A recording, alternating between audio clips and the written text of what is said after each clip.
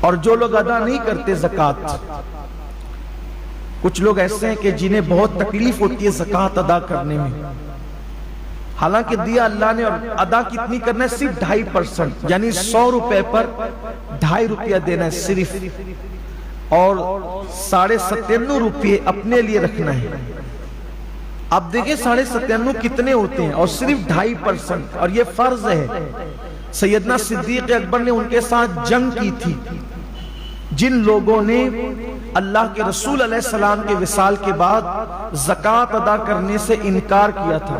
صدیق اکبر نے فرمایا تھا میں ان کے ساتھ ایسے ہی جہاد کروں گا جیسے ہم کافروں پہ جہاد کرتے ہیں، حتیٰ کہ اگر دور رسالت میں یہ اونٹ کی نکیل اور رسی بھی بطور زکوٰۃ دیتے تھے، اگر یہ رسی بھی روک لیں گے تو بھی میں ان کے ساتھ جہاد کروں گا۔ اور آپ نے کیا۔ معاملہ ایک رسی کا نہیں تھا، معاملہ پیسوں کا نہیں تھا، معاملہ زکوٰۃ کی فرضیت کا تھا۔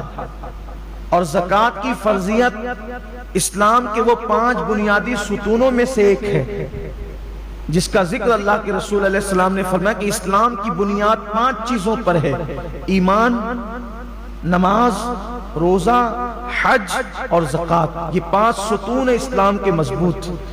اگر کوئی زکوٰۃ کا انکار کرے تو وہ مسلمان نہیں رہ جاتا، وہ کافر ہو جائے گا۔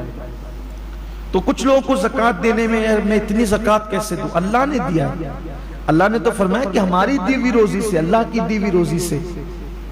ایک حدیث پاک میں اللہ کے حبیب علیہ السلام کا فرمان ہے، قیامت کے دن لوگ دیکھیں گے کہ بہت بڑا اژدہا ہے جس کی آنکھوں سے آگ نکل رہی ہے، اور جس کے دانت لوہے کے ہیں، لوہے کے دانت ہیں اس کے، اور آگ اس کی آنکھوں سے نکل رہی ہے۔ وہ ڈھونڈے گا تو دیکھے گا کہ ایک بندہ جو زکوٰۃ نہیں دیتا تھا، وہ اس سے مخاطب ہو کے کہے گا تیرا دایاں ہاتھ میری طرف کر تاکہ میں تیرا ہاتھ کھا جاؤں۔ آقا کریم صلی اللہ علیہ وآلہ وسلم کے فرمان کا مفہوم ہے کہ پھر وہ اس کا دایاں ہاتھ چبائے گا، اور دایاں ہاتھ چبا کر کے کھا لے گا، پھر بائیں ہاتھ کی طرف بڑھے گا۔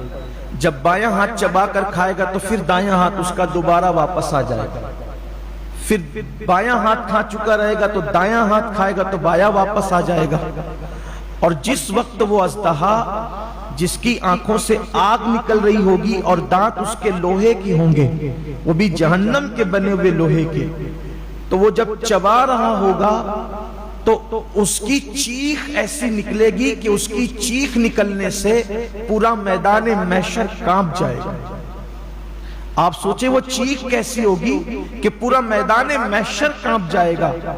تو پوچھا جائے گا یہ کس کی چیخ ہے؟ تو ارشاد ہوگا کہ یہ اس کی چیخ ہے کہ جو دنیا میں زکوٰۃ ادا نہیں کرتا۔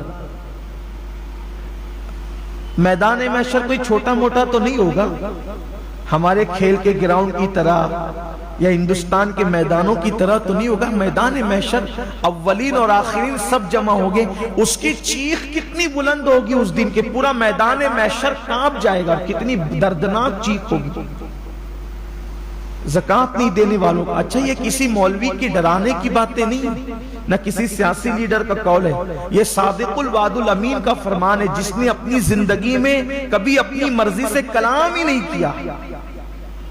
زبان ان کی ہے، کلام خداوند قدوس کا ہے۔ تو جو وہ شخص جس کا وہ ہاتھ چبا کر کے کھا رہا ہوگا، وہ اژدہے سے پوچھے گا تو کون ہے؟ تو کہے گا کہ میں تیرا مال ہوں، تو مجھ سے محبت کرتا تھا لیکن میں تجھ سے محبت نہیں کرتا، بچا بچا کے رکھتا تھا۔ آج مال ہی کی محبت میں لوگ زکوٰۃ نہیں دیتے۔